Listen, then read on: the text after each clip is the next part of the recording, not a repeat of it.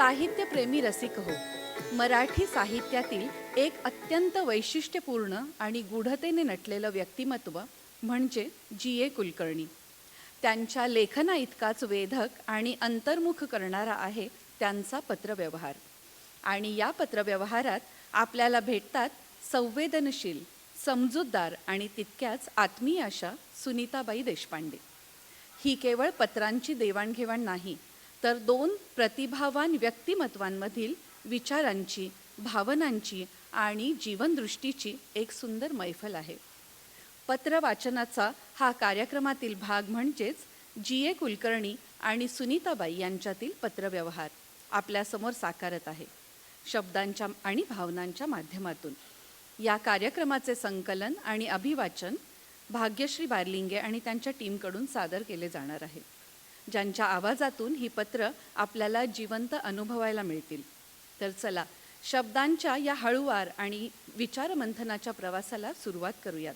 अभिवाचन भाग्यश्री बारलिंगे, प्रज्ञा जोशी, निखिल देशपांडे, अतुल ठोंबरे आणि अपूर्वा मोहनाळकर.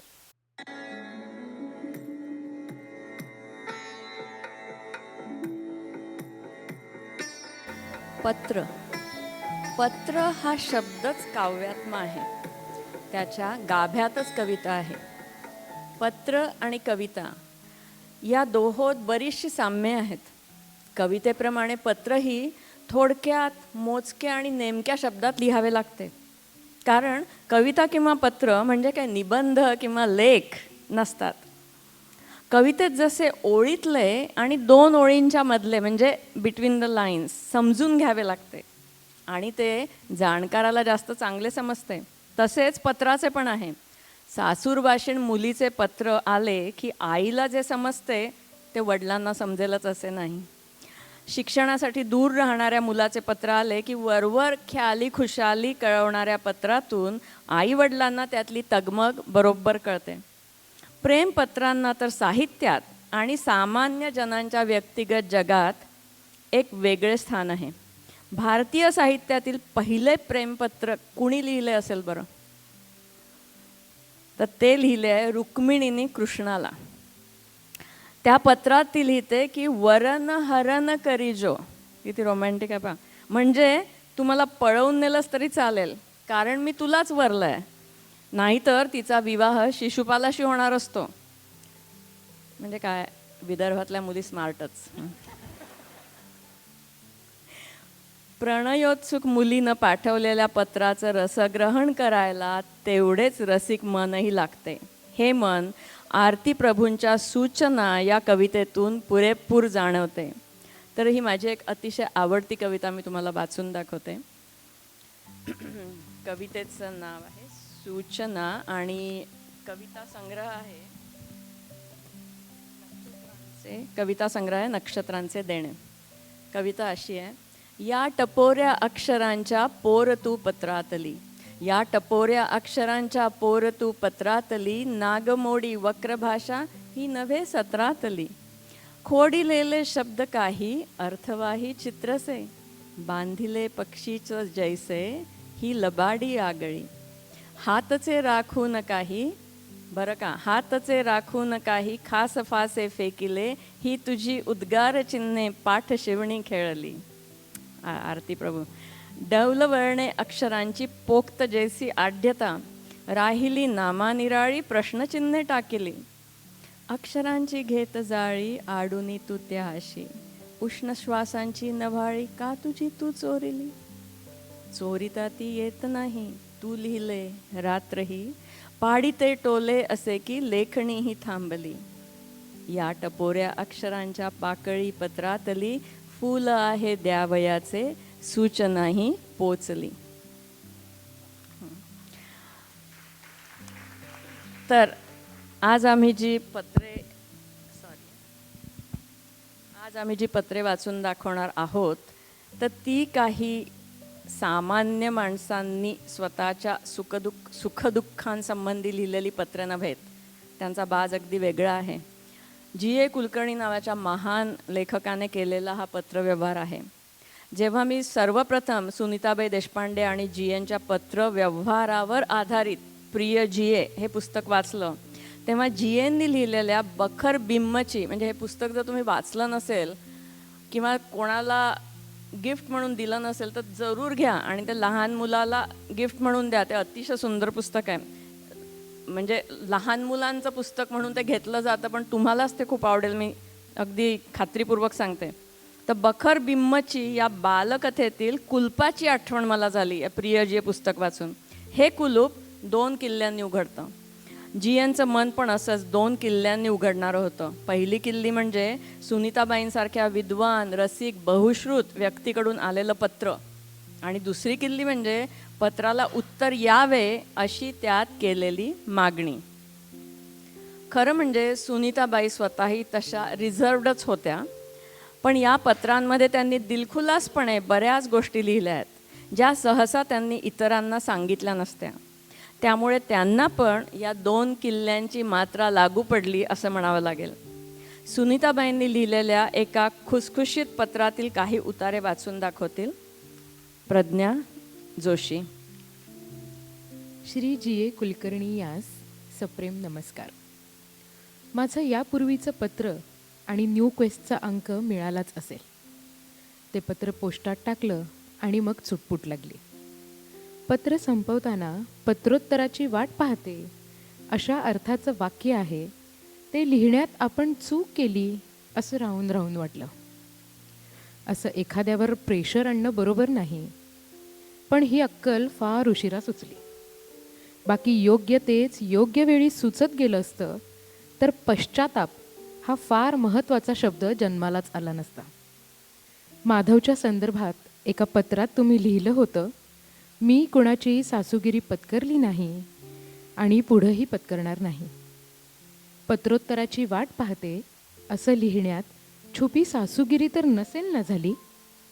काहीही असो, कुणाला काय, कधी लिहावं आणि मुळात लिहावं की लिहूच नये हे सर्व ठरवण्याचं स्वातंत्र्य प्रत्येकाला असलंच पाहिजे असं मला मनापासून वाटतं. यावर विश्वास ठेवा आणि माझ्या हातून नकळत घडलेल्या चुकीबद्दल क्षमा करा ही विनंती.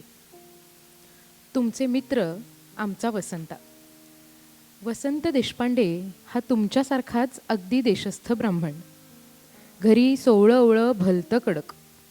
आम्ही आपले लहानपणापासून समुद्रातली भाजी म्हणून मासे खाणारे. शेजार घरच्या चुलीवर सुका बांगडा भाजायला घातला तर त्या वासावर 2 घास अधिक जेवणारे. तेव्हा वसंताला मांसाहार चालतो हे कळल्यावर मला वाटलं होतं हा अंड आणि फार तर पापलेटाचा एखादा तुकडा खात असेल. पण करली, भिंग, चिंबोऱ्या वगैरे प्रकारही पियलपेक्षा अधिक सफाईनं खाताना त्याला पाहिलं आणि मी त्याच्या गाण्याला कधी दिली नसेल इतकी जोरदार दाद दिली. त्यानंतर काही काळ आमच्या घरच्या अभक्ष्य भक्षणात वसंताचा वाटा असणं ही नित्याची बाब होती. पण हे प्रकरण इथंच थांबलं नाही.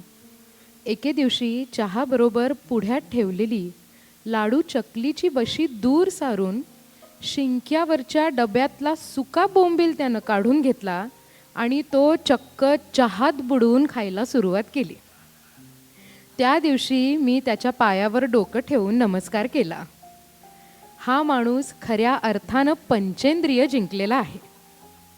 कुळीथाच्या उसळीऐवजी उद्या याला ढेकणाची उसळ कोणी खाऊ घातली तरी हा मिटक्या मारत ती खाईल याची मला खात्री पटली. आता अशा माणसाला जेवणातलं काय कळणार? तेव्हा पाककौशल्य ही गोष्ट स्वानुभवानं ठरवायची असते, सांगोवांगी नाही. आकृतान्न वर्ज्य ही कल्पना मात्र मला फार आवडली. एखादं व्रत घेऊन ते प्राणपणानं पाळणाऱ्या माणसांबद्दल मला कमालीचा आदर वाटतो. तेव्हा तुमचं व्रत सोडा असं मी चुकूनही म्हणणार नाही. पण ज्यासाठी स्वतःचा पैसा खर्च झालेला नाही ते अन्नवर्ज्य. इतकं सोपं हे व्रत असल्यामुळं कधी काळी जर तुमचं खरकटं आमच्या घरी सांडण्याचा प्रसंग आलाच तर जेवल्यानंतर बिल द्यावं. जेवण आवडल्यास वर टीपही द्यावी. मी आनंदानं घेईन. कर्वे कुटुंबाबद्दल तर ही गोष्ट प्रसिद्ध आहे. खुद्द अण्णासाहेब कर्वे देखील स्वतःच्या मुलाकडे म्हणजे इरावतीबाईंकडे कधी जेवलेच तर लगेच ते काय खाल्लं आणि किती खाल्लं याचा हिशोब करून 6.5 आणे वगैरे अचूक रक्कम ताटात ठेवत असत. कदाचित त्यांचंही असंच एखादं व्रत असेल, ही कल्पना मला परवा तुमच्या पत्रात आकरितानं हा शब्द वाचेपर्यंत कधी शिवलीसुद्धा नव्हती. त्यांच्या त्या कृतीला मी पुणेरी किंवा हिशेबीपणाचा अतिरेक असंच समजत असे. त्यांच्याबद्दलच्या आदराला माझ्या लेखी या एका गोष्टीमुळं उणेपणा येई. आता मात्र तशा त्यांच्या वागण्यामागची वेगळीच शक्यता लक्षात आल्यानं तो आदर मात्र वाढला आहे. आपली नम्र सुनीता देशपांडे.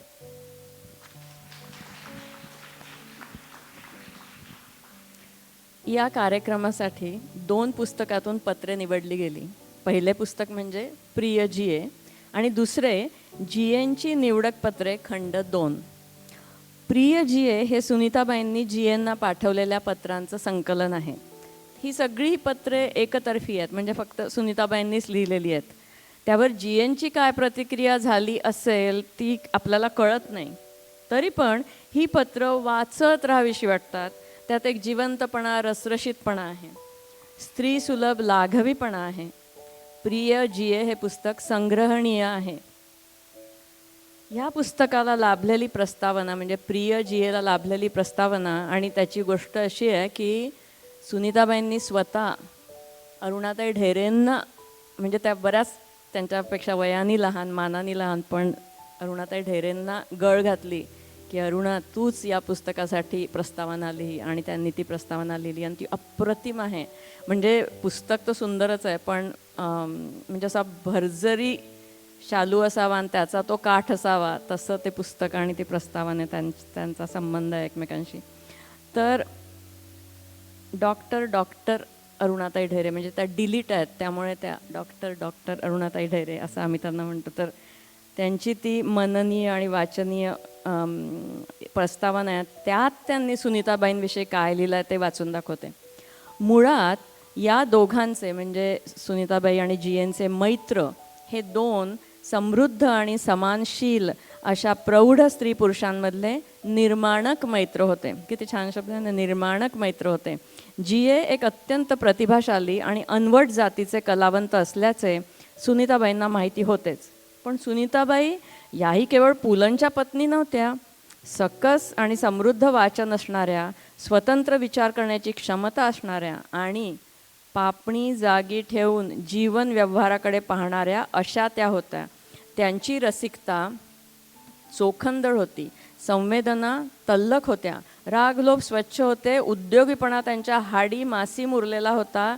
त्या निर्भीड आणि स्पष्ट वक्त्या होत्या. त्याचबरोबर स्नेह देण्याची, लोभ करण्याची अपरंपार ताकदही त्यांच्या ठायी होती. आमेन. हे वाचल्यानंतर मला असं वाटलं, बापरे, केवढी ती व्यक्ती केवढी मोठी होती सुनीताबाई. आता बघूया जीएनच्या पत्रलेखनाची शैली. हे झालं सुनीताबाईंविषयी. आता जीए कसं लिहितात ते बघूया. ती अर्थातच त्यांच्या कथाशैलीपेक्षा अगदीच वेगळी आहे. त्यातून जीएनचा मिस्किल आणि मनमोकळा स्वभाव दिसतो. त्यांची विचार करण्याची पद्धत दिसते आणि प्रत्येक वाक्यागणिक आपल्याला काहीतरी नवीन गवसत जातं. जीए नवोदित लेखक असताना त्यांनी सत्यकथेचे संपादक श्री पु. भागवत यांना लिहिलेल्या पत्रातील काही अंश वाचून दाखवतील निखिल देशपांडे. हिरवी मखमल गोरा हात ही कथा दिवाळी अंकात आली नाही म्हणून मी तिरसिंगराव सारखा किंवा कानडीमध्ये एखाद्या 63 प्रमाणे रागावून डोक्यात राख घालून काहीतरी भयंकर सेन्सेशनल करणार. कमीत कमी त्या स्मरणार्थ थोडीशी बार्बरी पायरेटसारखी दाढी वगैरे वाढवणार असा अंदाज करून तुम्ही जी पत्र लिहिली त्यांच्यामुळे मात्र मी खुळावलो. म्हणजे खरोखरच तुम्ही गंभीरपणे तसं लिहिलेत की you are pulling my leg हे मला काही समजेना. आणि त्यामुळे स्वसंरक्षणार्थ कोणता पवित्रा घ्यावा हे देखील मला सुचेना. शिवाय त्या कथेचा आणि माझा तुम्हाला पत्र न लिहिण्याचा कोणत्याही तऱ्हेचा संबंध नव्हता. त्याचे महत्त्वाचे कारण म्हणजे यावर्षी आमच्या कॉलेजने इंटर कॉलेजिएट स्पोर्ट्स घेतले होते आणि त्यात रिसेप्शन डिपार्टमेंट माझ्याकडे होते. 7-8 दिवस बर्कले सिगरेटच्या जाहिरातीत 40वाल्या गृहस्थाच्या चेहऱ्यावर जसं हास्य फाकलेलं असतं तसलं हास्य धारण करून मी इकडे तिकडे धडपडत होतो. ज्यांच्या राहण्याची व्यवस्था ही फक्त हेल किंवा ल्युनाटिक असायलममध्येच व्हावी असं मला प्रामाणिकपणे वाटे, अशा लोकांना हो हो करत उगाचच बरं का, तुम्हाला कल्पना नाही ते किती अवघड असतं, मी मोठ्या वाचाळ आपुलकीने मार्गदर्शन करीत होतो. नैसर्गिक आनंदाने कारंजा फुटावा त्याप्रमाणे एखाद्याने निव्वळ रसरसणाऱ्या हेल्थमुळे नुसती उडी मारली किंवा पळण्याचे ठरवले तर त्यात पाहणाऱ्याला सुद्धा आनंद मिळतो. माझी एक भाची आहे, ती दूध आलं, खिडकीतून ऊन पसरलं ह्या गोष्टी सुद्धा एक एक फूट उडी मारूनच सांगते. पण ज्यावेळी आमच्या ग्राउंडवर वाळलेल्या दोडक्यासारखी किंवा पोसलेल्या वळूसारखी दिसणारी 100-150 माणसं लहान चड्ड्यात निव्वळ एखादं फडतूस बक्षीस मिळवण्याच्या इच्छेने दणादण हुंदडू लागली, त्यावेळी तर माझ्या पोटात ढवळायला लागलं. शेवटी बक्षीस समारंभानंतर या साऱ्या मानवांचे मी 15 मिनिटे मोजूनही एक एक आभार मानले आणि नंतर 4 दिवसांनी मी सिगरेट आसक्तीने ओढण्या इतका शुद्धीवरती आलो. तेव्हा या साऱ्या गोंधळात तुम्हाला पत्र लिहिता आलं नाही इतकंच. म्हणजे कथा दिवाळी अंकात आली नाही म्हणून आम्हाला काही वाटलं नाही असं मात्र नाही बरं का. तुम्ही ती ताबडतोब आधीच्या अंकात छापून टाकलीत. दिवाळी अंकात आल्यास फारच आनंद आहे, नाहीतरी अन्यत्र येण्यापेक्षा सत्यकथेच्या कोणत्याही अंकात आलेलं बरं. तेव्हा त्या बाबतीत नाराजीचा प्रश्न नाही, यावर तुम्ही विश्वास ठेवावा. कारण तसल्या परीट घडीच्या धुवट शिष्टाचाराविषयी माझं नाव कधीही दुमदुमण्याजोगं नाही. पण त्यावेळी थोडी व्हॅनिटी मात्र दुखावली गेली. अहो, दिवाळी अंकाकरता पाठवलेल्या गोष्टीला लगबगीने आदल्या महिन्यात प्रसिद्धी देऊन तुम्ही मोकळे झालात, म्हणजे लग्नाला आलेल्या मनुष्याची सोडमुंज करून तुम्ही परत पाठवलं, तेव्हा तो बिचारा हतबुद्ध होणार नाही तर काय हे सांगा. माचीवरला बुधा चा शेवट वाचताना मला थोडीशी स्टोरी ऑफ ॲन आफ्रिकन फार्मची आठवण झाली. ही कादंबरी अत्यंत तरल आहे, तिच्यात निसर्गाविषयी नवी जाणीव आहे. त्यातील पाना झाडांना स्वतंत्र सुखदुःखे भावना असल्याची एक संवेदनाशील सहानुभूती आहे, जी अनेकदा हार्डी मध्ये आढळते. परंतु संवेदनाशील वृत्तीला अत्यंत नाजूक पण चिवट अशा रेशमी धाग्यांचा ताबा जो लागतो तो मात्र अनेकदा इथे दिसत नाही. त्यामुळे उत्कटतेच्या जागी एक भावविवशता येते, नाट्याऐवजी नाटकीपणा दिसतो. म्हणजे ते मेलेले कुत्रे, त्यावरचं पानाचे थडगे वगैरे. शिवाय दांडेकरांनी त्या रानमोकळ्या जीवनाचे मोझाईक्स ठेवलेले आहेत. त्यांनाही वाजवीपेक्षा जास्त महत्त्व मिळाले. मंगळसूत्रात मणी ओवताना ते मंगळसूत्र कुणासाठी तरी आहे ह्याचा पूर्ण विसर पडावा, त्याप्रमाणे करवंदे जांभळे वेचताना बुधाचीच विस्मृती होते. ही कादंबरी एका रसाळ कीर्तनकाराची असल्यासारखी आहे. तोच पाल्हाळ, तीच आत्मीयता, रंग जास्त गडद करण्याची तीच वृत्ती. तीक्ष्ण शस्त्राने एकच रक्तरेषेचा ओरखाडा ओढून समाधान नाही, तर डिवचून बशीभर पाणी डोळ्यातून काढलंच पाहिजे. संध्याकाळच्या नीरव शांततेत एक बगळा उडून लाल भडक पश्चिमेत गेल्यावरती येणारी ती जी खिन्न स्तब्धता असते, ती निवळ सूचितच राहणार नाही, तर अगदी पुराणातले दाखले देऊन तिची विश्रब्धता पार फेडूनच टाकली जायची. पण कादंबरी मला आवडली. ती एखाद्या बोलघेवड्या प्रेमळ माणसाच्या संभाषणासारखी, पण एखाद्या रेखीव चिरंतन चीनी चित्रासारखी नव्हे किंवा रागसंगीतासारखी नव्हे. भाजलेल्या कोवळ्या मक्याच्या कणसासारखी, पण द्राक्षासारखी किंवा खरे म्हणजे द्राक्ष रसासारखी नाही. कळावे, आता तुम्ही कधी लिहिणार? आपला जी ए कुलकर्णी.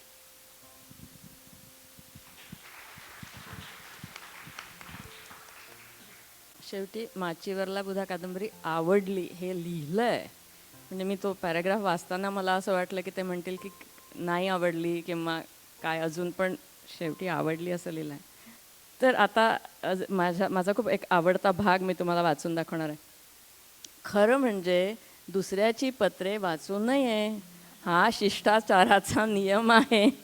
कदाचित मनाच्या श्लोकात असा एखादा श्लोक पण असेल की मना सज्जना दुसऱ्यांची पत्रे वाचू नको रे. पण मग जीएनची निवडक पत्रे हे पुस्तक अस्तित्वात कसे आले हे समजून घेणे म्हणजे त्या काळी साहित्यिकांना एकमेकांविषयी किती प्रेमादर, किती आपुलकी होती हे समजून घेणे होय. या पुस्तकाच्या संपादकीय निवेदनात असे लिहिले आहे की 11 डिसेंबर 1987 रोजी जी.ए. कुलकर्णी यांचे आकस्मिक निधन झाले.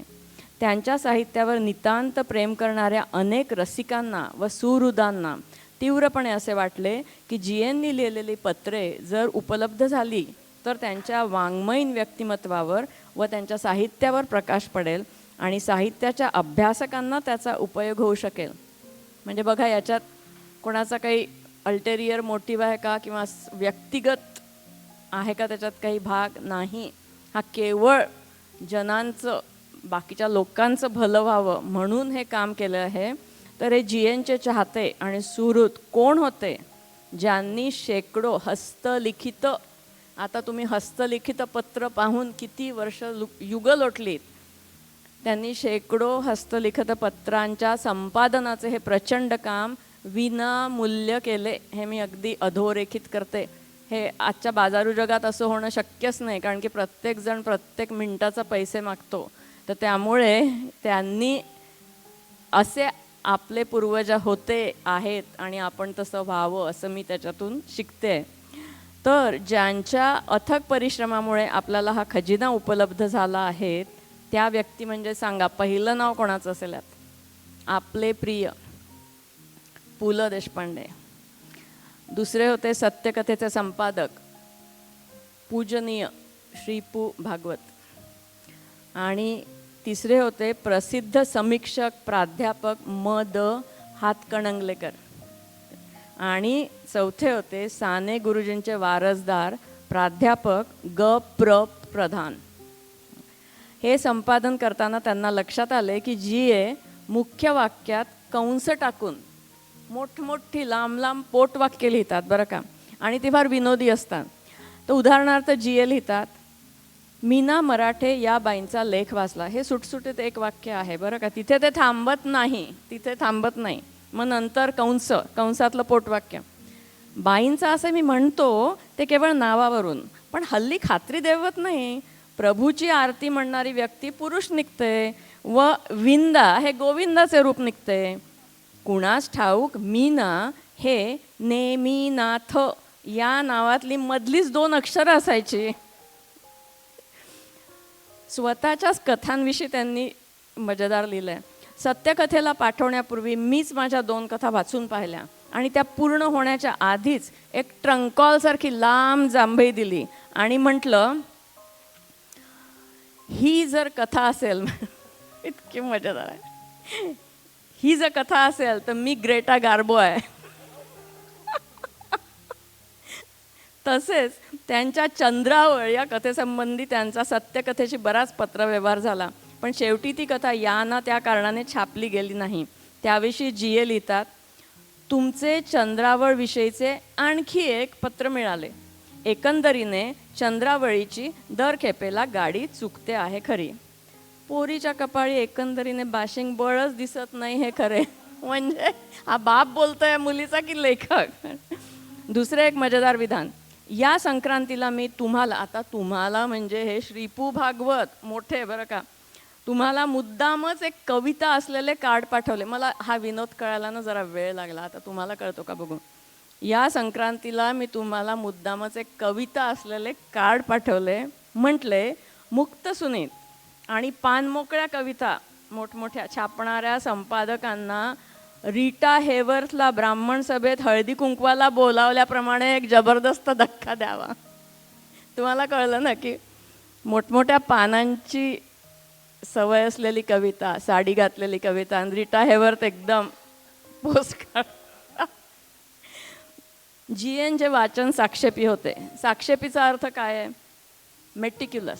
साक्षेपी लेखक किंवा संपादक म्हणजे अभ्यासू, चिकित्सक, सर्व पैलूंचा विचार करणारा. त्यांनी श्रीपू भागवतांना लिहिलेल्या एका पत्रात समकालीन मराठी कथेवर जी परखड टीका केली आहे ती वाचून दाखवतील प्रज्ञा जोशी. तुम्ही आपुलकीने पाठवलेला सत्यकथेचा दिवाळी अंक मिळाला. मी त्याबद्दल आपला फार आभारी आहे. पण त्याआधी मी अंक विकत घेतलाच होता. विंदा करंदीकरांची कविता ठाशीव व अत्यंत जिवंत आहे. या वर्षीच्या उत्कृष्ट कवितांपैकी ती एक, आणि मी निदान 11 अंकातील कविता तरी वाचून पाहिल्या आहेत. पण विड्या वळणारे हात हा उल्लेख मात्र समजला नाही. तो नवखा अपरिचित वाटला. माहेर सासरला जोडणारे पांढरे व्रत संकष्टीचा, पुढे करणारे हात छान. ही भाषा मला माहिती आहे. ब्युटिफुल. मी त्यांना देखील लिहीन. स्तुती होण्या इतकेच स्तुती करणे आनंदाचे असते. फारच दिवसांनी देशमुखांची कथा दिसली. आजोबांचे व्यक्तिचित्र एचिंगप्रमाणे कोरलेले आहे. हल्लीच्या पुष्कळ कथांविषयी मी कथा लिहितो हे तुम्ही या ठिकाणी विसरावे. मी व माझ्या कथा साकल्याने व एकसमयावच्छेदे करून गेल्या खड्ड्यात.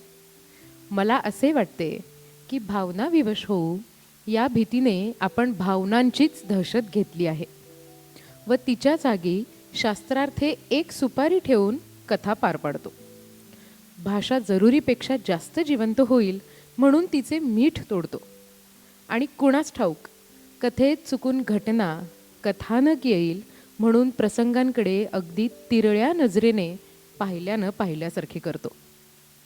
त्यामुळे होते काय, तर अगदी सुरेख म्हणून गाजलेली कथाही कधी अंग भरत नाही, भरून येत नाही, तिला वजनच नसते. शरीराच्या पोषणाला हवी असलेली द्रव्ये 3-4 विटॅमिन पिल्समध्ये मिळू शकतात, पण पुरेसे खाल्ले असे समाधान मात्र त्यात मिळत नाही.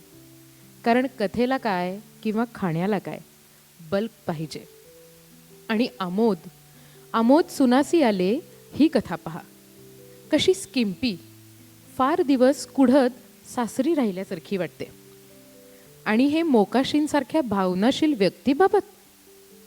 इतर काहींच्या कथा तर कथेच्या टाचणासारख्या वाटतात, पण आपण त्याला शरीरातून निरुपयोगी म्हणून लिव्हर, मांस आणि स्तनही काढून टाकून हाडाचा सापळा ठेवून कथेतील औचित्य अत्यंत रेखीव, कणखर, घाट अशा शब्दांनी गोंजारतो. खुद्द कुसुमावतींच्या कथा या अवस्थेतील नसल्या तरी सावलीतच वाढलेल्या. एखाद्या गोऱ्या पान अशक्त स्त्रीच्या कानशिलावर रेखीव निळी शीर दिसावी तशा. साऱ्या भावनांची जाणीव तेथे दिसायची. रक्ताचे अस्तित्व, त्याचा प्रवाह तेथे. या साऱ्या पार्श्वभूमीवर भावे यांची माणसे 3 डायमेन्शनल वाटतात. त्यांना राग, लोभ, संताप आहे. भाषा ही संतापायला शरमत नाही किंवा तृप्त होण्यास लाजत नाही. त्यांची मते पटणारी नाहीत, नव्हे पटतच नाहीत. पुष्कळदा त्या कथा आपण लिहाव्यात असेही वाटत नाही. पण त्या गावाकडे जायचे नसले तरी ते गाव आहे आणि तेथील माणसांना जिभेबरोबर पोट जठर आहे किंवा ब्लड प्रेशरही आहे हे विसरता येत नाही. ते जिवंत, जगणाऱ्या, आरडोरड करणाऱ्या माणसांचे गाव आहे. अर्धी शरीरे दगडाची झालेल्या माणसांचे अरेबियन नाईट्समधील कृष्णद्वीप नाही. त्यांची सीमेवर ही कथा पाहावी आणि ती कथा लिहिणाऱ्याचे नाव असे रांगोळीतील ठिपका टिचकीने उडवल्याप्रमाणे उडवता येईल का हे पाहावे. ती जर घाटात बसत नसेल तर घाट गेला खड्ड्यात. आपल्या टीकेने मग मोठ्या झालेल्या कथेला शोभतील असे मोठे घाटाचे कपडे शिवले पाहिजेत. सत्यकथेत भावे यांच्या गोष्टी का येत नाहीत अशी एक पृच्छा मी मागे थोडी सलगी करून विचारणार होतो, पण तो अशिष्ट, अप्रयोजक, opening your big mouth and putting your foot in it प्रश्न विचारला नाही हे शहाणपणाचेच ठरले की. हे सारे मी आचवलांनाही लिहिणार होतो. त्यांनी एकदा एका पत्रात ह्या बाईंचा उल्लेख केला होता, पण तो तुमचे भाषण ऐकले व हे तुमच्याकडे आले. उत्तर म्हणून तुम्ही काय, आचवल काय, आमची हजामत ही ठरलेलीच. पण आचवलांना हे पत्र संपूर्णपणे दाखवायला मात्र हरकत नाही. आपला G.A. कुलकर्णी. प्रिय G.A. हे पुस्तक वाचताना एक स्त्री सुलभ, म्हणजे आता स्त्री सुलभ हा शब्द मी फारच सभ्यपणाने वापरते, तुम्हाला प्रश्नावरून कळेल मी काय म्हणते. तर प्रिय G.A. हे पुस्तक वाचताना एक स्त्री सुलभ प्रश्न मनात आला की या पत्रव्यवहारावर पुलंची, म्हणजे कंसात आहे नवरा म्हणून, या पत्रव्यवहारावर पुलंची काय प्रतिक्रिया असेल. तर सुनीताबाईंनी नकळत या प्रश्नाचं उत्तर एका पत्रात दिलं आहे. तर त्यांनी लिहिलं आहे, तुमचं पत्र पोचलं त्यावेळी मी एका छोट्याशा शस्त्रक्रियेच्या निमित्तानं हॉस्पिटलमध्ये भरती होते. शुद्धीवर आल्यावर PL म्हणाले, तुला एक फार सुंदर आणि खूप मोठं पत्र आलं आहे, ओळख कुणाचं ते. प्रथम आठवलं ते तुमचंच नाव, पण मी ते तसंच गिळलं, कारण तुमचं पत्र सुंदर असेल नक्की, पण मुळात ते येईल की नाही याबद्दलच साशंक होते. मग उगाचच पटापट 2-4 नावं घेतली आणि म्हटलं हरले. शांत झोपेतून इतकी सुंदर जाग आल्याची अलीकडच्या काळात तरी दुसरी आठवण नाही. थँक्स.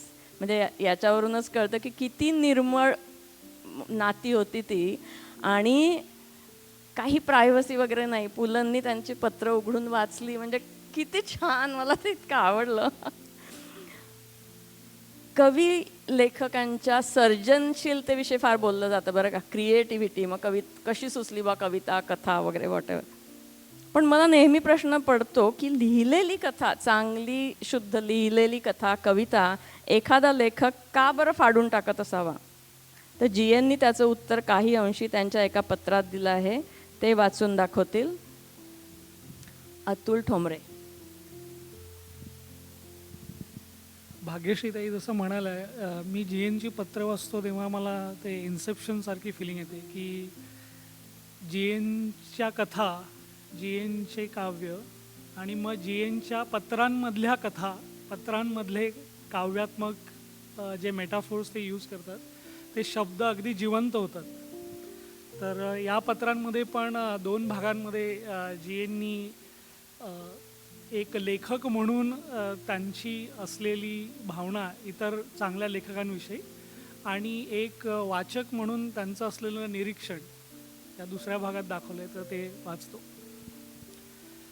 सहजासहजी फुलाचा वास घ्यावा त्याप्रमाणे एखादी सुंदर कथा लिहिणाऱ्या लेखकांचा मला विलक्षण हेवा वाटतो. अरविंद गोखले यांच्या कथा रेस्ट्रेन वाटतात. कित्ता गिरवताना कसा बोरू कर आवाज वाजत असे, तसा आवाज त्यांच्या कथेत सारखा ऐकू येतो. पण गंगाधर गाडगिळांचे पहा, त्यांच्यामुळे मी माझ्या 7-8 कथा तरी बैरागी उद्वेगाने अंगाला राख फासतो तशा फाडून टाकल्या असतील, हे G.A. म्हणतायत. त्यांच्या साऱ्या कथात तो निर्भरपणा आहे. जोंधळ्याच्या शेतात दगड फेकताच पाखरे भुरदिशी उडावी त्याप्रमाणे त्यांच्या जाणीवेतून जे तरंग उठतात ते अत्यंत आकर्षक, सहज, कंसामध्ये व मला अत्यंत खिजवणारे असतात. तसेच तुमच्या मौजमधील माणूस हे टोपण नाव घेऊन लिहिणारे लेखक. एखादी गिरणी सुरू करावी त्याप्रमाणे आठवड्याच्या आठवड्याला एक कथा बाहेर पडते. बरं, पण कुठेही नुसत्या शब्दांचे भरण नाही, कुठेही पुठ्ठे जुडवून जाडी वाढवलेली नाही. या भागांमध्ये आपल्याला कळून येतं की G.A. इतर लेखकांना किती अप्रिशिएट करतात. तर दुसऱ्या भागांमध्ये ते असं म्हणतात की मी येथील कॉलेज लायब्ररीचा चेअरमन आहे, त्यामुळे इथली सगळी मंडळी सत्यकथा व मौज अत्यंत आस्थेने वाचतात. पण त्यांचा पिंड एका विशिष्ट काव्यावर वाढल्याने त्यांची मनोभूमिका शिलावस्थेची झालेली आहे. शास्त्राप्रमाणे काव्यातीलही प्रतीके बदलत जातात हे त्यांना अद्याप मान्य झालेले नाही. एनर्जी म्हणतात ते कोठे आहे दाखव, असा प्रश्न विचारणे आज शास्त्रात वेडगळपणाचे ठरेल. पण एकेकाळी हा प्रश्न शहाणपणाचा होता, कारण प्रत्यक्ष दाखवणे हे शास्त्राचे कार्य होते. त्यापासून तशी अपेक्षा होती. काव्यामध्येही तसेच थोडे होते. ही कविता काय सांगण्यासाठी आहे या प्रश्नाचे उत्तर त्यांना हवे असते. काव्यात कथा, विचार किंवा उपदेश असतोच या भूमिकेवरून त्यांचे परीक्षण असते. मी मराठी शाळेत असताना आमच्या मास्तरांच्या मनातील गोंधळ मला अजून आठवतो. काय या हल्लीच्या कविता, त्यांना चालच लागत नाही. व या चालीचे उदाहरण म्हणून ते मोरोपंतांची एक आर्या म्हणून दाखवत. एखादी भावना, प्रतिमा निवळ काहीही न सांगता एखाद्या सुंदर तरुणीप्रमाणे आकर्षक तऱ्हेने उभी राहू शकते. तिच्या बाजूला खटाव मिल्सची जाहिरात असलीच पाहिजे असं नाही. हे त्यांना काही पटत नाही. दुसरे म्हणजे शब्दांच्या फक्त अर्थाचीच त्यांना कल्पना आहे. शब्दांमुळे प्रतिमा निर्माण होतात. काही शब्द भावसूचक असले तरी त्यामुळे चित्रे उमटतात. हे सारे त्यांना थोतांड वाटते. फॅन्टाशिया सारखा चित्रपट त्यापैकी बऱ्याच जणांना आचरट वाटतो. उशी रेगे यांच्या त्या ओळी, झाड माझे लाल ज्याला आग्रहाची लाख पाने, यामुळे कारवारच्या हिरव्यागार रानात अग्निजिवेप्रमाणे दिसणारे पळसाचे झाड, त्या पानांच्या होणाऱ्या जिभा, जिभांच्या कविता होतात. पानांच्या जिभा होतात, जिभांच्या कविता होतात. लाल भडक रंगांमधून त्याच रंगाचा आवाज ऐकू येतो. अर्थात एका क्षणी एका व्यक्तीच्या मनात उमटलेली ही चित्रे आहेत. सगळ्यांच्याच मनात तीच दिसली पाहिजेत किंवा त्याच व्यक्तीला साऱ्या वेळी तीच दिसली पाहिजेत असेही काही नाही. या साऱ्या प्रतिमा त्यांना समजत नाही. ह्या तऱ्हेच्या काही प्रतिमा फोड करून सांगताही येतील, पण तसे करताना एका वाक्यामागून दुसरे वाक्य येते. थोडा काळ जातो व सारे शब्द एकत्र येऊन त्यांना अर्थ समजतो. पण कवीला हे सारे एका क्षणी साकल्याने दिसले. त्यामुळे त्यात जो सेन्स ऑफ इमिडियसी आहे तो या साऱ्या विवेचनाने नाहीसा होतो. इंग्रज कवी डन यांच्या काव्यात विचार इतका ज्वलंत होतो की विचार म्हणजेच भावना होतात व भावनांचे रूपांतर प्रतिमेत होते. काही कवी तर विचारच मुळी प्रतिमेत करतात. ही कल्पना त्यांना हास्यास्पद वाटते. प्रतिमा पाहण्याची ही असमर्थता हे मला वाटते त्यांच्या नवकाव्यावरील रागाचे एक महत्त्वाचे कारण आहे. आता मात्र नक्कीच थांबतो. पत्र की काय हे पत्रावळी झाली त्याची. पण पत्रांच्या बाबतीत मी जरा ऐपतदार माणूस आहे. 3 पानाखाली आम्हाला काही लिहवत नाही. आपला कृपाभिलाषी जी.ए. कुलकर्णी.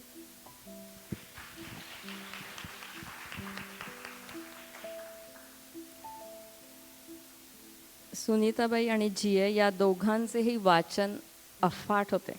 इंग्लिश व मराठी या दोन्ही भाषातली पुस्तकं, लेख वगैरे ते सतत वाचत राहत. म्हणजे त्यांचं वय काय होतं, ते कॉलेजमध्ये होते कसे नाही ते ही सगळी पुस्तकं म्हणजे प्रिय जी.ए. आणि दुसरं जे पुस्तक आहे त्याच्यामधली पुस्तकांची मी यादी केली. म्हणजे पुस्तक वाचताना तेच मला लक्षात आलं की आपण या पुस्तकांची नावं देखील ऐकलेली नाही कधी. लेखकांची, चित्रकारांची, वाटते कुठल्याही कलाकारांची. आणि हे इंटरनेटच्या आधीचं म्हणते आहे मी. आणि कुठल्या जगाच्या कोपऱ्यातल्या गोष्टींची माहिती त्या लोकांना होती आणि ते सतत मिळवत होते. त्याची त्यांना ते शेखी नव्हते मिळवत किंवा आम्हाला किती येतं, ते सतत ते मिळवत होते. आणि मी ते फार शिकली त्यांच्याकडून की ते सतत वाचत राहणं. तर त्या ज्यात मी नोट्स घेऊन ठेवल्या आहेत, ती जी यादी आहे ती मी अजूनही पूर्ण केलेली नाही आहे, पण असो. आता सुनीताबाई जीएंना काही खास पुस्तकांविषयी एका पत्रात विचारतात. ते पत्र आणि या कार्यक्रमातलं शेवटचं पत्र वाचतील अपूर्वा मोहनाळकर.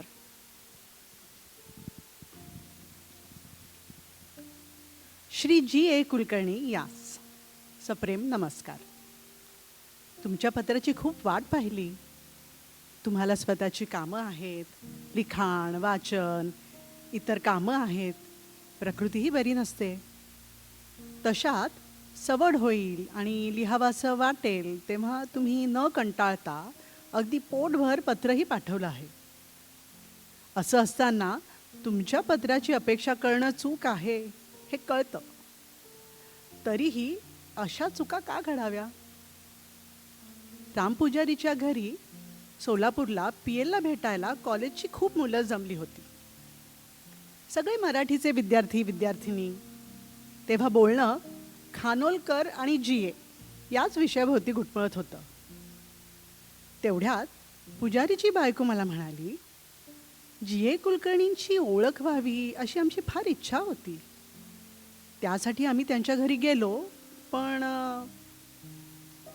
आणि मग तुमची भेट होणं किती दुर्लभ होतं असतं याचा आणखी एक किस्सा ऐकायला मिळाला. तत्पूर्वी माधव आचवल सारख्या मित्रालाही तुमची भेट घ्यायला काय करावं लागलं ते खुद्द त्यांच्या तोंडूनच ऐकलं होतं. आता या पार्श्वभूमीवर आम्हाला तुम्ही भेटलात. इथं मी आम्हाला हा शब्द लिहून गेले आणि हत्तीच्या कानावर बसलेली माशी पूल ओलांडताना त्या हत्तीला हा पूल आपल्या वजनानं दबतोय पहा कसा म्हणाली त्याची आठवण झाली. पण खाडाखोड करण्यापेक्षा चूक कबूल करते आणि तुम्ही क्षमा कराल याची खात्री बाळगते. तुमची भेट होणं किती दुर्लभ असतं ह्याची आठवण झाली की आपण किती भाग्यवान असं वाटतं. पण तरीही पत्राची वाट पाहणं चालूच राहतं. माझ्या भाच्याच्या मुलाला लहानपणी उंच कुठेतरी दडून लपून बसायची खोड होती. तिथं कसा पोचत असे हे कोडच असायचं. पण खूप शोधाशोध झाल्यावर तो माळ्यावर नाहीतर कपाटावर वर कुठेतरी लपलेला दिसायचा की आम्ही त्याला बोलण्यापूर्वी तोच अंगाला लागायचा. लहान मुलांनी असं उंचावर चढू नये की नाही, मग पडला तर पाय मोडतो. मग सगळे लोक लंगडा लंगडा म्हणणार आणि कुणी सुद्धा खेळायला घेणार नाही. आणि डोकं फुटलं तर मग तर मरायलाच होणार. त्याला सगळी थिअरी पाठ असायची, पण प्रत्यक्षात मात्र तो उंचावरच कुठेतरी लपलेला सापडायचा. काही माणसं वयानं वाढली तरी काही बाबतीत अशी पोरकटच राहत असावी. त्यांना फक्त थिअरी पाठ असते. असं सँड विंड अँड स्टार्स बद्दल कसे आभार मानू ते पुन्हा वाचणार आहे. या लेखकाचं मी फक्त लिटिल प्रिन्सच वाचलं होतं. ते मला फार आवडलं होतं. ह्या प्रिन्सची काही साधी साधी वाक्य कवितेच्या ओळीसारखी लक्षात राहिली आहेत. I have been having trouble. I have been having some trouble with a flower. It is such a secret place, the land of tears. What is most important is invisible. त्या पुस्तकानं मला खूप आनंद दिला आहे. ते ऋण मी कसं विसरू? अंगावर खेळणाऱ्या लहान मुलासारखं काही ऋणांचं ओझं उतरवावंसंच वाटत नाही. आता हे सँड विंड अँड स्टार्स वाचल्यावर लिटिल प्रिन्स मी पुन्हा वाचलं तर ती रिस्क मी घेणार नाही. तुम्ही ते पुस्तक वाचून विसरूनही गेला होता, तेच बरं होतं. पुन्हा वाचायला तुम्हाला ते देता कामा नये होतं असं राहून राहून वाटलं. तुमची प्रकृती आता कशी आहे? सध्या पुण्यात उन्हाळा, साथीचे रोग आणि साहित्यिक यांचा सुकाळ आहे. घराबाहेर पडायची सोय नाही. तिकडची काय हाल हवाल? सुट्टीत तुमची छोटी भाची आली आहे का? सत्यकथेतला खानोलकरांवरचा धडकनांचा लेख कसा वाटला? तुम्ही इमॅन्युअल वेलिकोवस्कींचं वर्ल्ड्स इन कोलिजन हे पुस्तक वाचलं आहे का? खरं तर तुम्हाला काही वाचायला सुचवावं अशी माझी लायकी नाही हे मी जाणते, पण जित्याची खोड. आपली नम्र सुनीता देशपांडे.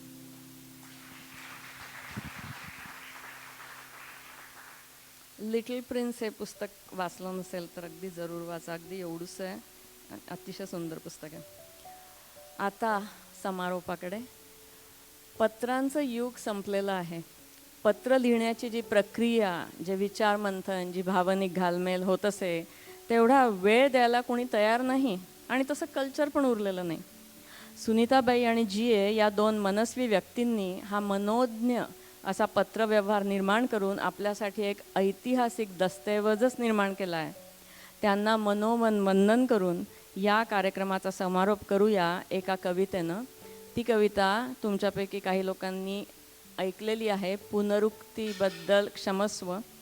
प्रज्ञा जोशी ही कविता वाचते.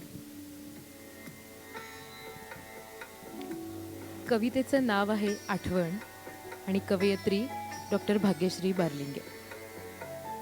Text message. टेक्स्ट मेसेज शब्दांचं आकुंचित जग.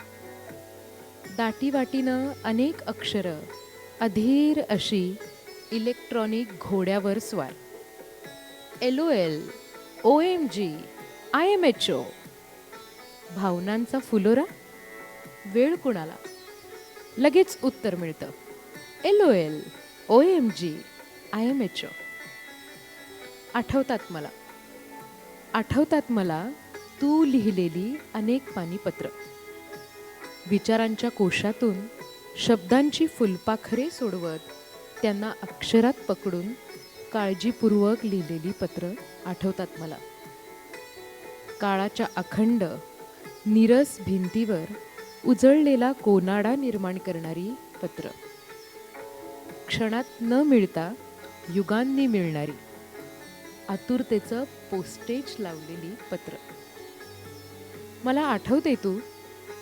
आठवते तू पत्राची वाट पाहणारी, उचंबळणाऱ्या भावनांना लगाम घालणारी, पत्र वाचताना गहिवरणारी मला आठवते तू. आता सगळंच व्हर्च्युअल. हसणे, रडणे, आलिंगने आणि चुंबने. मला तुझी आठवण येते.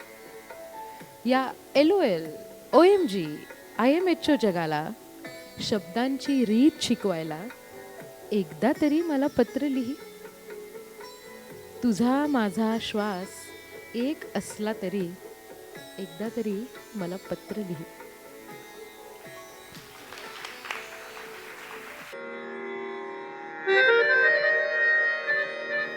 GA कुलकर्णी आणि सुनीताबाई देशपांडे यांच्या पत्रांमधून आपण जणू त्यांच्या मनाच्या गाभाऱ्यात डोकावून आलो.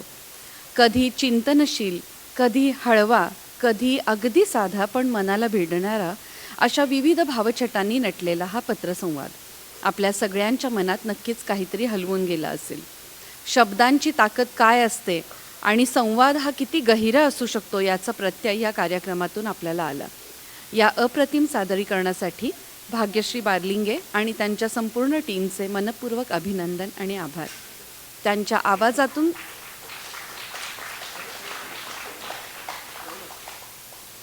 आवाजातून साकारलेली ही पत्र आपल्या स्मरणात दीर्घकाळ राहतील यात शंका नाही. रसिक प्रेक्षक हो, आता वळूयात आपल्या तिसऱ्या भागाकडे. मराठी साहित्य आणि नाट्यविश्व हे विविध रंगांनी नटलेलं आहे. कधी विनोदाची खुमारी, कधी जीवनानुभवांची खोली, तर कधी आठवणींची हळवी किनार. आजच्या या सादरीकरणात आपण अनुभवणार आहोत अशीच एक प्रभावी नाट्यछटा. या नाट्यछटेत आपली भेट होईल लक्ष्मीबाई टिळक यांच्यासोबत, ज्यांच्या आयुष्याचा प्रवास, संघर्ष आणि संवेदनशीलता आपल्याला अंतर्मुख करून जाईल. त्यांच्या आयुष्यावर आधारित स्मृतिचित्रे हे आत्मकथन मराठी साहित्यातील एक अमूल्य ठेवा आहे. स्मृतिचित्रे म्हणजे आठवणींची चित्र.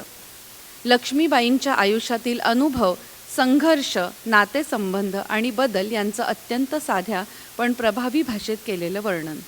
त्यांचे पती नारायण वामन टिळक हे एक कवी आणि विचारवंत होते.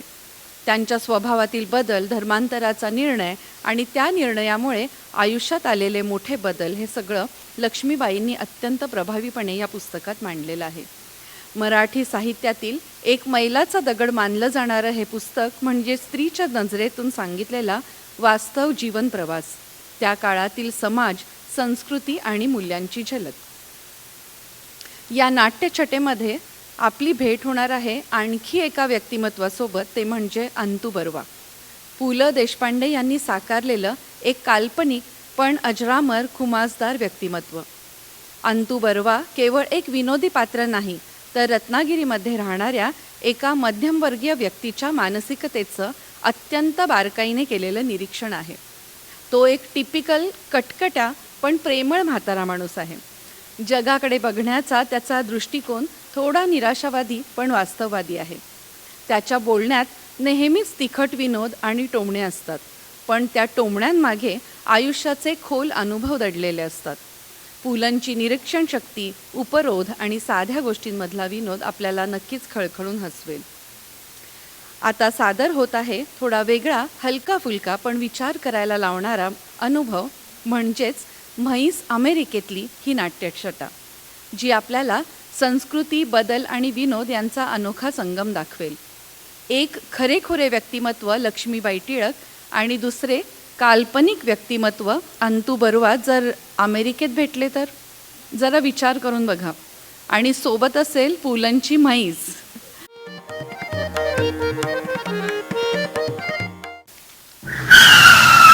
म्हैस म्हैस म्हैस म्हैस म्हैस. हा गलका कसला? केवढा आवाज आला ब्रेकचा. अरे च्या, अरे ॲक्सिडेंट झाला की काय बसचा? अगं बाई, माझा स्वतःच्या डोळ्यांवर विश्वासच बसत नाहीये. अमेरिकन बसमधून नऊवारी लुगडं नेसलेल्या एक बाई उतरतायत. किती ओळखीच्या वाटतायत या. आणि हे कोण उतरत आहेत त्यांच्यानंतर? अरे तेलकट टोपी, गुडघ्यापर्यंत पंचा आणि पांढरा सदरा. अरे च्या, हे तर अंतू बर्वा. आणि या लक्ष्मीबाई टिळक. अरे ही दोघं इथे कशी? अंतू शेठ कसली तरी तक्रार करतायत असं त्यांच्या आविर्भावावरून वाटतंय. आणि लक्ष्मीबाई मात्र सगळ्या गोष्टींकडे नवलाईनं, कुतूहलानं, कौतुकानं पाहतायत. ऐकू तर त्यांचं बोलणं. त्यावरून कदाचित आपल्याला कळेल ही दोघं इथे कशी. काय शिंची कटकट आहे. अमेरिकेतही म्हैस अडवी यावी ना. अगं बाई, कुणी जखमी तर झाले नाही ना? आणि म्हैस ती जिवंत आहे ना? चला चला जाऊन बघूया, कोणाला मदत हवी असेल तर. नाही नाही अहो, अमेरिकन संस्कृतीची बस मराठी संस्कृतीच्या म्हशीवर आदळणी आहे. मला तर का कोण जाणे असं म्हणावंसं वाटतंय की अ ते ज्ञ पैकी कुठल्याही अक्षरांनी लिहून दाखवता येणार नाही असा आवाज झाला. पण लोक पहा कसे शांतपणे बसलेत अजून बस मध्येच. अहो ही काय पुलंची एसटी नाही रत्नागिरी ते मुंबई. त्यांच्या एसटीत म्हणजे विविध कारणास्तव नाके आणि जीव मुठीत धरून 50च्या गणसंख्येच्या आसपास असलेले स्त्रिया, पुरुष, मुले, ट्रंका, होल्डॉल, गोंड, पेटारे, फणस, आंबे, केरसुण्या, सुपे, रोवळ्या आणि असंख्य पिशव्या यांनी आपापल्या जागा सोडल्या असत्या. खरंय, कुणी कोणाच्या गळ्यात तर कुणी कोणाच्या पायाशी तर कुणी कुणाच्या मांडीवर. अशा अलौकिक अवस्थेत सगळे दिसले असते. वा वा वा, तुम्हाला अगदी पुलं म्हणजे तोंडपाठ दिसतायत. पु ल देशपांडे हे नाव मी वाचलंय, कारण मला मराठी माणसं वाचता येतात. हा बरोबर. अहो पण रत्नागिरी मुंबई एसटी सोडून अमेरिकेच्या या बसमध्ये या क्षणी काय होते आहे ते बघा. लोक फार सभ्य हो इथले. काही गडबड नाही की गोंधळ नाही की बाचाबाची नाही. शांतपणे काय घडते आहे त्याचा उहापोह करताना दिसतायत. अहो काय चैतन्यच नाही या दोघांमध्ये. आमच्या त्या एसटीत उतारू दणादण बाहेर पुढे जाऊन पुढे गेले असते. काय झालंय ते पाहावयास. ड्रायव्हरवर दिसते जबाबदारी, काय झालं ते बघण्याची. होय होय होय. पण लोक कसे शांतपणे वाचतायत किंवा माना डोलवत गाणी ऐकतायत, कानात सुतळ्या घालून. होय तर मला वाटतं जानव्याचे दोरे असावेत ते. हा पहा, विज्ञानात केवढी प्रगती झाली आहे. होय खरी. प्रत्येक गोष्ट उपयोगात आणली जाते. पण काय हो, आणि बायका किती सुंदर आणि नेटक्या, अंगासरशी पोशाख केलेल्या. वा, वा वा वा.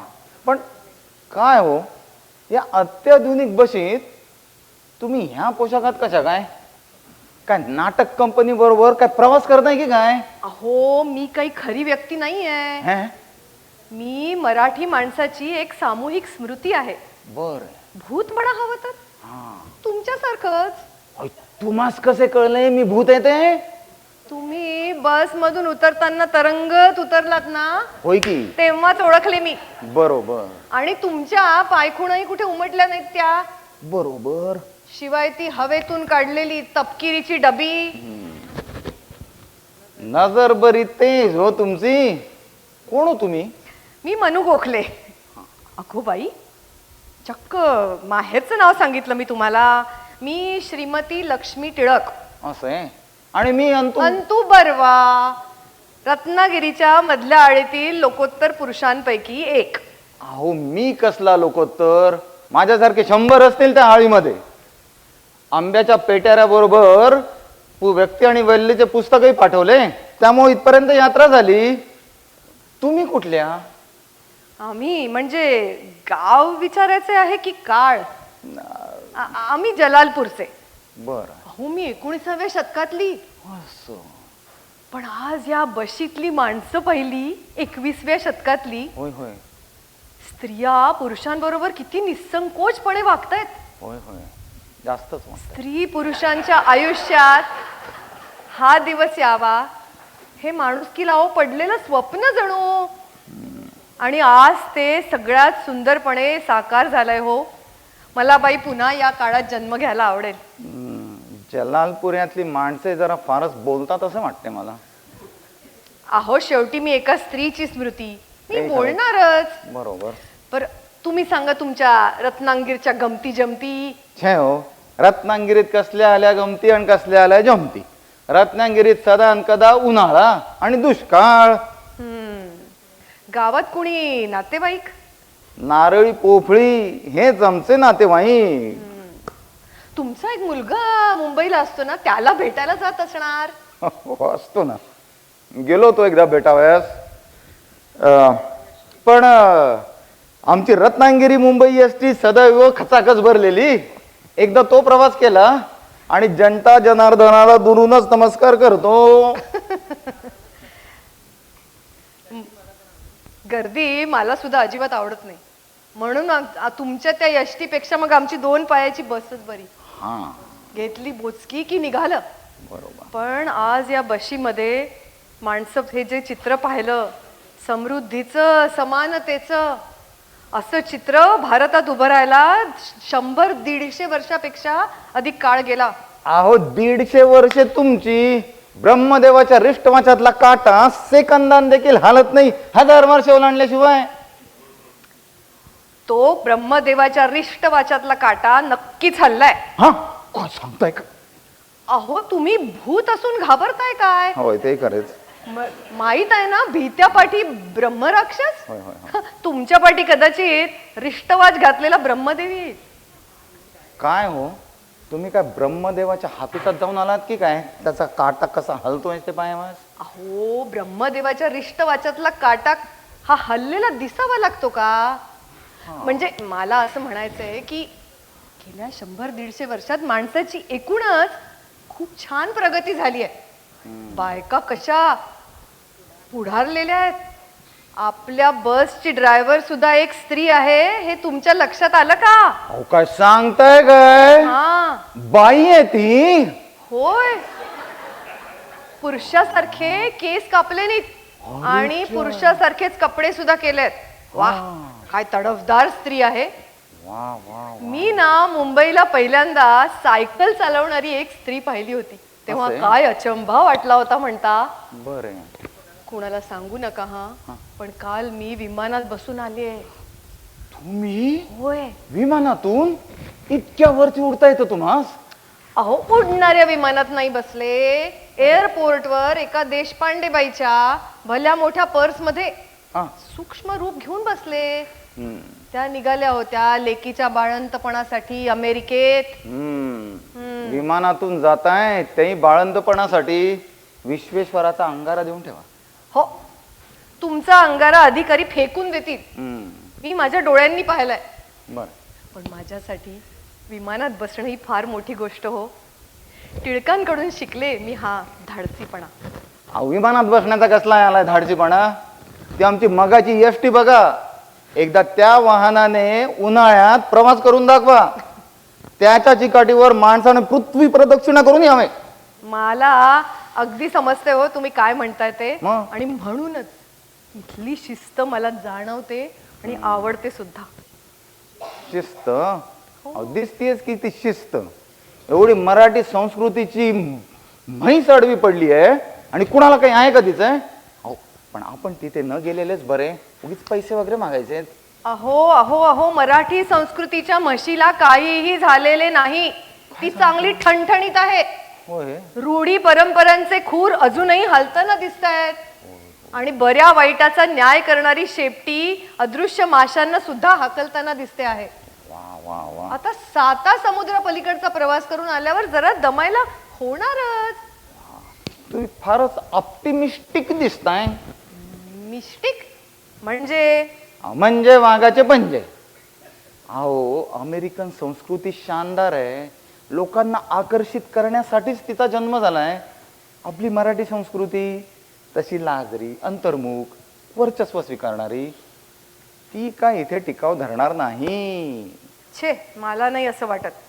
काळा बरोबर माणसं बदलतात आणि बदलायलाच हवं. कदाचित एखादी नवीन दोन्ही लोकांची मिळून पुढारलेली वेगळी आणि तेजस्वी संस्कृती निर्माण होईल. हो, पण हा बदल चांगला असेलच असे नव्हे. अहो आपली मुले आधी मुंबईच गेली तरी पारखी होतात हो. एखादी जवळची जुनी गोष्ट हरवली ना तर जीव कासावीस होतो. तसंच काहीसे होईल बघा. आपले मुले आणि मुलने या अमेरिकन जादुई नगरीत गुप्त झाल्यावर. तुम्ही गाभाऱ्यात बघताना ना मूर्तीकडे न बघता शेजारच्या भिंतींवर किती काजळी साचली आहे तेच बघताय. शेवटी तुम्ही तुमच्या नारळी पोपळीच्या झाडांसारखे. त्यांच्यात पुढील 150 वर्षात देखील काही बदल होणार नाही. होय होय होय, बरोबर. अहो 150 वर्ष कळले. तो रिष्ट वाचातला काटा हलो नाही तर तुटो. बरोबर. पण प्रत्येक चांगल्या बदलाचे स्वागत हे माणसाने करायलाच हवे. होय, तेही बदल म्हणजे काय? कपडे आणि कानातल्या सुतळ्या. अहो या गोष्टी सगळ्या फार किरकोळ आहेत. शीतावरून भाताची परीक्षा करता येते मला. या बस मधल्या लोकांकडे बघून आज वाटते की अमेरिकन संस्कृती ही उच्च दर्जाची आहे, सगळ्यांचा सन्मान करणारी आहे. आणि प्रत्येक संस्कृतीत बरे वाईट असायचेच. आपण ठरवायचे काय घ्यायचे आणि काय टाकून द्यायचे ते. खरंय. अहो बघा बघा, लगेच उठली म्हाळसाबाई. होय की. आता मी अग म्हशी म्हणून या 2026च्या बस मध्ये बसून सगळे हे नवीन जग डोळे भरून बघणार आहे. येणार माझ्या बरोबर? शुभास्ते पंथानं. अहो मला इथली शिस्त बेगडी वाटते आणि शांतता नकोशी. मी जातो आमच्या नारळी पोफळीच्या एअर कंडिशन्ड भागांमध्ये. बरं तर मग नमस्कार. मी येते. नमस्कार. नमस्कार. अंतू बर्वा आणि लक्ष्मीबाई आमच्यासाठी नवीन स्मृतिचित्रे निर्माण करून त्यांच्या व्यक्तिमत्वाप्रमाणे विरुद्ध दिशेला निघून गेले. काय सुंदर रंगतदार प्रवास होता हा. म्हैस अमेरिकेतली या नाट्यछटेने आपल्याला हलक्या फुलक्या शैलीत संस्कृतीतील बदल आणि विसंगती यावर हसत खेळत विचार करायला लावलं. या सर्व सादरीकरणासाठी संदीप पटवर्धन आणि अस्मिता काने यांचे मनपूर्वक अभिनंदन. त्यांच्या उत्कृष्ट अभिनयामुळे ही पात्र आपल्या मनात खरंच जिवंत झाली. शब्द, सूर आणि अभिनय या तिन्हींच्या संगतीत आपण आज अनुभवला एक सुंदर प्रवास, म्हणजेच अक्षय भाषा प्रस्तुत त्रिवेणी 2026. या कार्यक्रमाच्या यशस्वीतेसाठी अक्षय भाषा संस्थेचे मेहनत घेतलेल्या सर्व कलाकार, आयोजक आणि उपस्थित प्रेक्षकांचे मनपूर्वक आभार.